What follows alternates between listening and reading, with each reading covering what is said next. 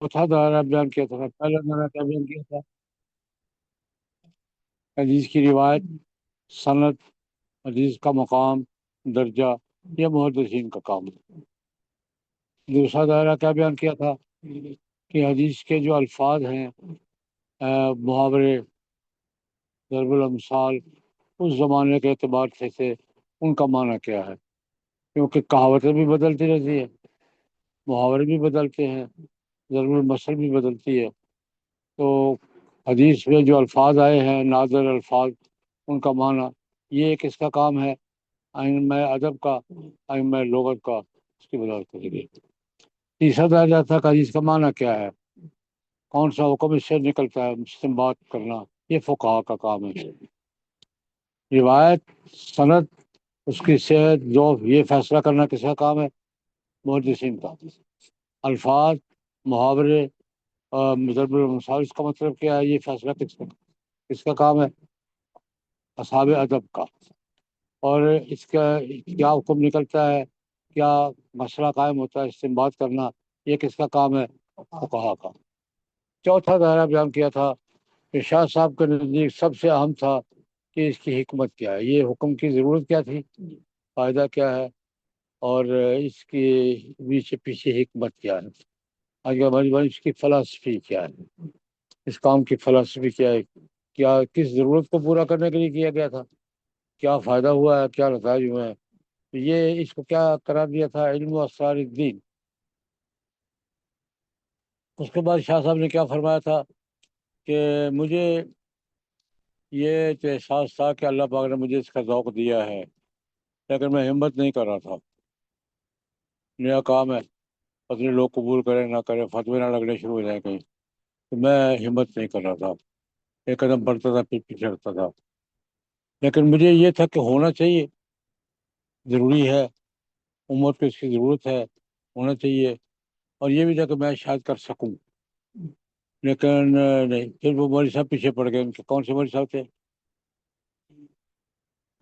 ان کا شاگرد پیچھے پڑ گیا، کرنا ہے، شاگرد بھی تھا، عاشق بھی تھا، مولانا محمد عاشق پھول تھی، نام بھی عاشق تھا، پیچھے پڑ گیا، کہتے کرنا ہے۔ اس نے مجھے اتنا مجبور کیا کہ مجھے پھر آخر اس کے سامنے ہتھیار ڈالنے پڑے، یہاں تک بات ہو چکی کہ اس نے مجھے بڑا لگام والی حدیثیں یاد کرائیں کہ جس کے پاس علم ہے اور بظاہر نہیں کرتا، قیامت کے دن اس کو آگ کی لگام پہنائی جائے گی۔ یہ حدیثیں سنا کر مجھے تیار کیا اس نے، مول صاحب پکڑے جاؤ گے تو میں تیار ہوں۔ اب آگے کہ میں یہ کام کرنے لگا ہوں، آج آدمی اپنی عاجزی کا، میں یا کچھ نہیں ہوں، یہ اب سارے الفاظ عاجزی کے ہیں کہ میں نے ایک کام شروع کیا تو میرے دل کی کیفیت کیا تھی، وہ الفاظ ترجمہ کر لیتے ہیں۔ واستخرت وتوجہت الی اللہ، میں نے اللہ کی طرف رجوع کیا، کام کا فیصلہ، واستخرت استخارہ کیا، میں نے اللہ کی طرف رجوع کیا، استخارہ کیا، اور ورغبت الیہ، اللہ پاک کی طرف رغبت کی، واستعنت، اللہ سے بس، یا اللہ تو ہی مدد فرما، کام میں کرنے لگا ہوں، اب تو مدد فرما۔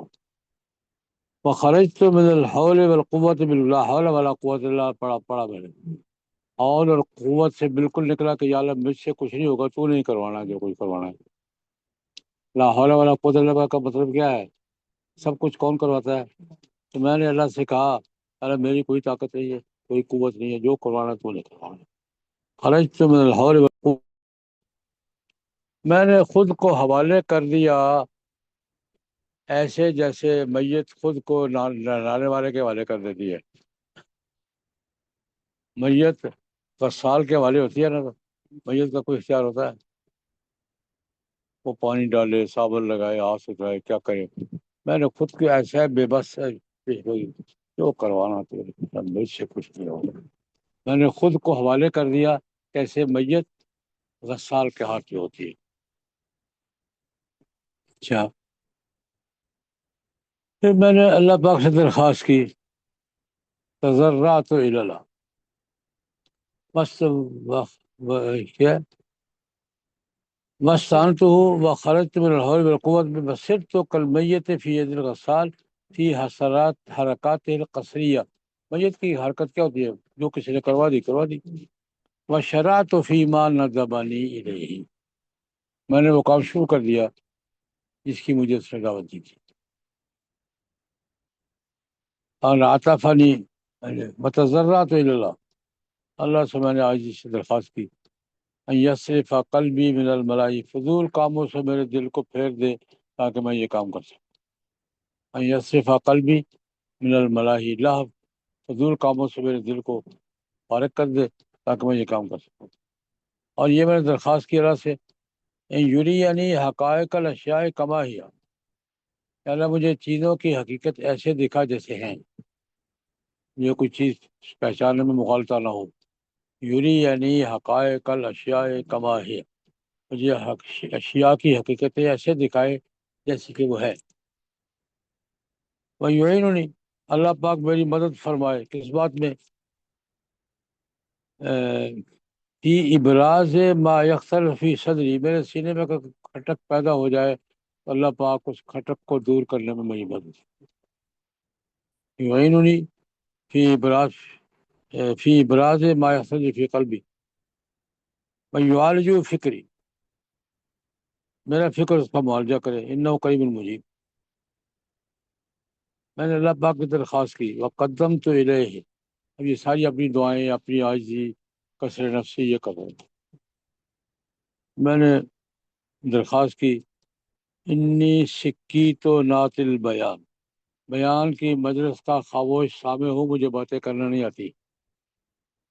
سکیت نعت البیان، سکیت سکوت سے، بیان کی مجلس کا خاموش سامع ہوں. اور زارع حلبۃ الریحان، گھوڑ دوڑ کے میدان کا لنگڑا گھوڑا ہوں. حلبۃ الریحان، گھوڑ دوڑ کا میدان. میں تو یا اللہ ایک لنگڑا سا گھوڑا ہوں، میں نے کیا دوڑنا ہے، تو ہی کروانا ہے. ذالع حلبۃ الریحان، گھوڑ دوڑ کے میدان کا کیا ہوں؟ لنگڑا گھوڑا ہوں. انی متعرق مرمات، میں تو چوسی ہوئی اور پھینکی ہوئی ہڈی ہوں، بوڑھا ہو گیا. متعرق، اس کو یہ بوٹیاں نوچ لی جائیں. مرمات، پھینکی ہوئی ہڈی، میں کچھ بھی نہیں، کوئی حیثیت نہیں ہے.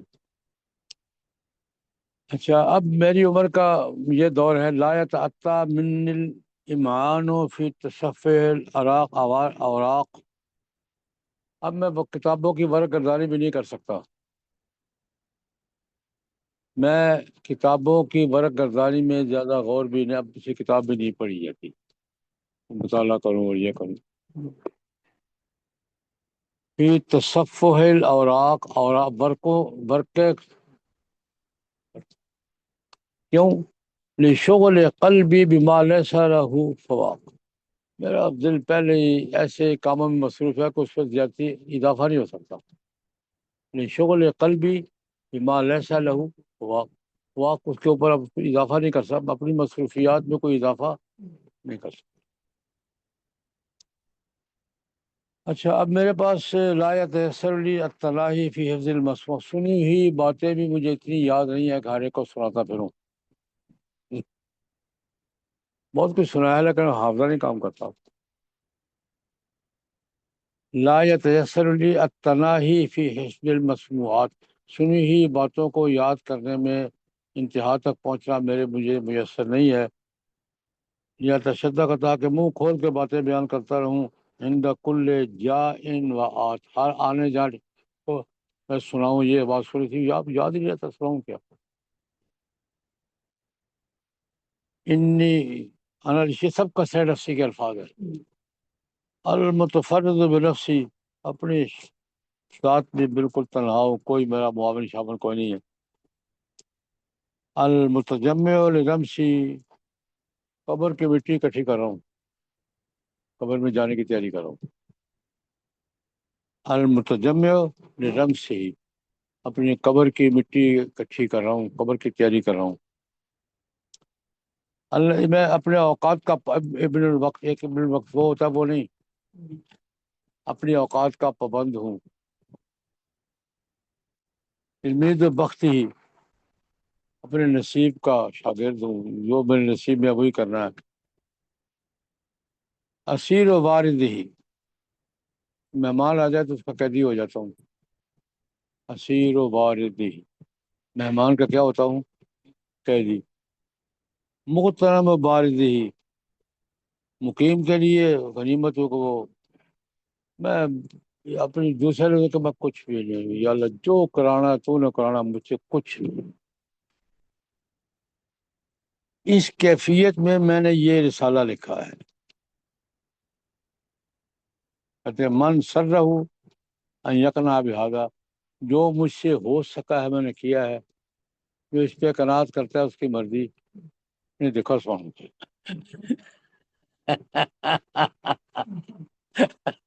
اگلا جملہ یہی ہے، من سر رہو یقنا بہذا، اس کی یہ بات اچھی لگے اس پہ قناعت کرے، فل یقنا، ومن احب غیر ذلک امرہ بیدہ ما شاء فلیصنع، جو اس سے زیادہ کچھ اور چاہتا ہے اس کا معاملہ اس کے ہاتھ جو چاہے کرے، میں کچھ نہیں کر سکتا۔ پنجابی ترجمہ کیا ہے؟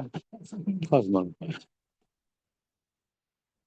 اب یہ ساری تمہید باندھ کے کہتے ہیں کہ میں نے اس میں دو باتیں بیان کی ہیں، ساری حجت اللہ کا خلاصہ دو باتیں ہیں، ایک شدت تکلیف والمجازات،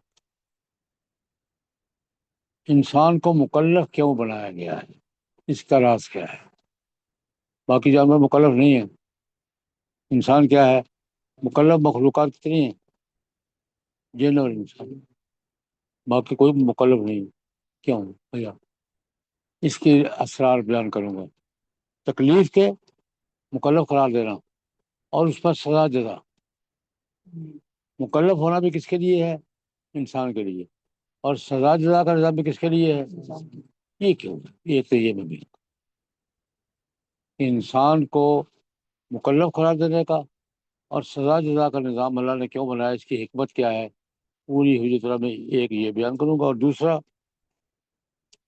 اسرار الشرائع المنزلۃ الرحمت المہدات، رحمت مہدات یعنی حضور نبی کریم کی ذات گرامی پر جو احکام اتارے گئے ہیں ان کی حکمتیں کیا ہیں، اسرار الشرائع المنزلہ، وہ احکام جو حضور پر نازل کی، کس پر، رحمت مہدات نبی کریم، بس یہ دو میرے دائرے ہیں، انسان کو مکلف کیوں قرار دیا گیا، پھر سزا جزا کا نظام کیوں ہے، اور جو احکام اترے ہیں ان کی حکمتیں کیا ہیں۔ اچھا، یہ قرآن پاک میں اللہ رب العزت نے یہ باتیں جہاں بیان کی ہیں نا،